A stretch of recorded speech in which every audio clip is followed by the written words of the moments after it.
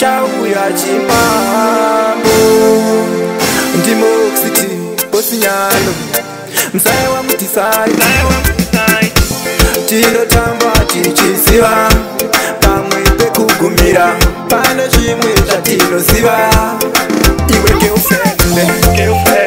usada kundiputsira musha wangu sadaro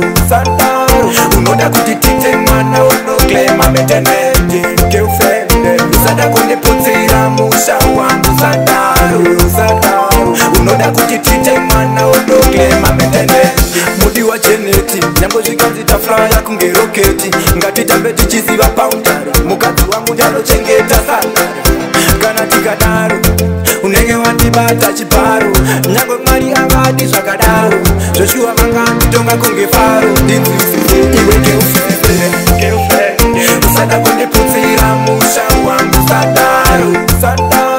unoda kuti tite mwana unoklema meteneti geufende usada kundiputsira musha wangu sadaro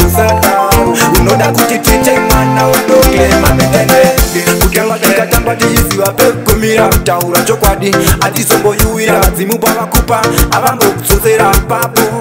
inini ndokudosera inoti big house pane zvimwe zvinhu zviri unnecessary kuda ndinokuda roziva ende futi kutandiwekeya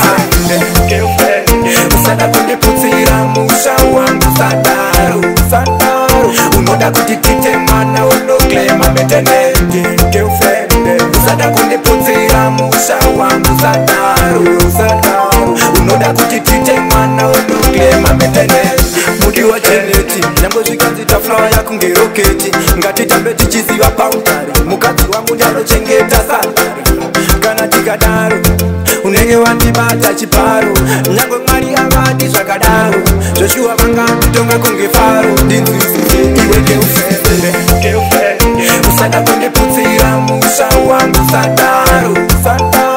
unoda kuti tite mwana unoklema meteneti geufende usada kundiputsira musha wangu sadaro unoda kuti tite mwana unoklema meteneti kuda ndinokuda unochiziva asi pane zvimwe zvatinotamba tichiziva kuti tinoziva